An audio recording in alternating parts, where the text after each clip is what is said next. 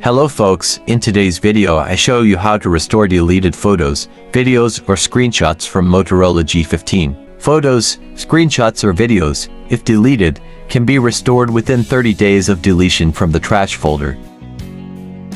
In the menu, tap on Files folder. Then tap on 3 lines. Tap on Trash. Now select which files you want to restore. At the bottom of the screen, tap Restore, and the files will be restored back to where they were deleted. Now go to Internal Storage or Files folder and check if the files have been restored. In my case, I restored a screenshot.